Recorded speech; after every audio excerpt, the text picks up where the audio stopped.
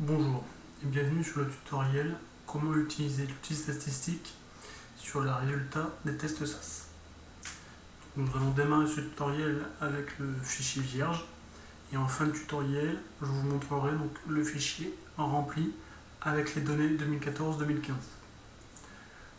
Donc sur le fichier, qu'il soit vierge ou rempli, vous aurez un premier onglet Totaux sur lequel je suis actuellement, un onglet sur autonomie et apprentissage, groupe 1, donc qui reprend les données de votre premier groupe, intelligence multiple, groupe 1, même principe, et j'ai pré-créé pour l'outil vierge un groupe 2. Donc après il vous suffit de faire des copier-coller si vous voulez faire un groupe 3, un groupe 4 et un groupe 5. Donc la première partie ici, Toto, vous permet d'avoir une vue globale de chacun des groupes. Ici j'ai les données sur l'autonomie pour le groupe 1, style d'apprentissage pour le groupe 1, intelligence multiple également pour le groupe 1. Si je veux avoir accès donc, au groupe 2, j'utilise tout simplement l'ascenseur ici et j'ai accès au groupe 2. Je peux également, tout simplement, si je veux avoir accès directement au groupe 2, utiliser ici le petit moins, hop, ce qui me permet de rétracter la première partie de la page et j'ai directement accès au groupe 2. Ou en cliquant ici sur le petit plus, j'ai accès au groupe 1. Donc pour pouvoir remplir donc, ces trois graphiques, je vais aller ici dans autonomie et apprentissage pour le premier graphique et le deuxième, et j'irai ensuite sur intelligence multiple pour le troisième. Autonomie et apprentissage. Donc ça c'est le tableau qui vous permettra d'avoir accès aux statistiques globaux. Donc pour les besoins donc, du test, je vais remplir les trois premières lignes pour pouvoir après visualiser les résultats. Donc après avoir rempli les résultats, vous pouvez voir donc, en bas de tableau que le calcul se fait automatiquement grâce à une formule. Vous avez accès sur cette même page à des statistiques individuelles. Donc là j'ai accès aux statistiques de mon premier test, test 1, test 2, ici, qui correspondent aux données de la première, de la deuxième et de la troisième ligne. Donc les résultats ici du test sur l'autonomie apparaissent ici. Les résultats sur les styles d'apprentissage, les trois premières lignes, apparaissent ici. Donc ça me permet d'avoir une vue individuelle. Pour avoir une vue globale, je vais tout simplement ici dans Toto. Et vous avez ici la vue globale sur le groupe 1. Pour l'autonomie, pour les styles d'apprentissage. Ici on ne visualise pas les intelligences multiples, car je n'ai pas encore rempli le tableau.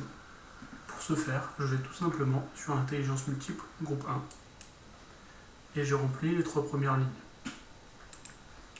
Une fois que ces trois lignes ont été remplies, donc voire plus si vous avez bien sûr plus de jeunes, vous avez toujours la fonction totale qui fait le calcul. Vous avez accès également à un graphique pour suivre individuellement les résultats et avoir une vue d'ensemble.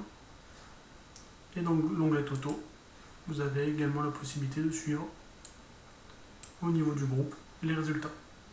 Donc ces données sont importantes pour l'animateur pour qu'il puisse adapter ses méthodes pédagogiques. Si je veux les données pour le groupe 2,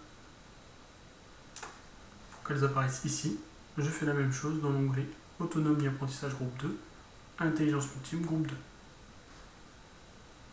Je vais vous présenter maintenant ce que cela donne avec les données 2014-2015 du groupe de la...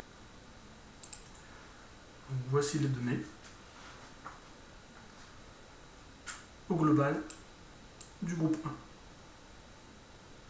1. Et vous avez bien, comme dans l'exemple précédent, dans autonomie et apprentissage, les données renseignées. Ici, les parties en grise correspondent aux tests qui n'ont pas été passés par le jeune. N'ayant pas de résultat, vous n'aurez pas ici de présentation sous forme graphique.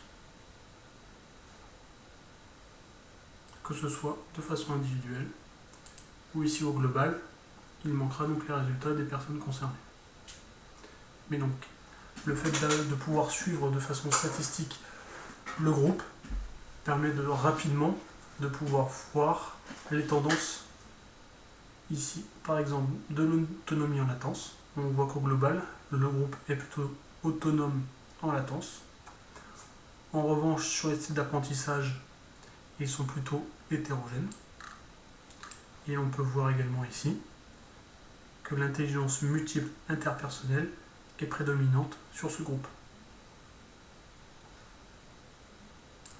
Vous pouvez même faire des comparaisons d'un groupe à l'autre.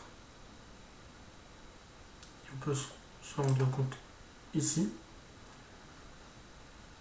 que c'est l'apprentissage visuel qui arrive en deuxième position, l'apprentissage auditif en première position.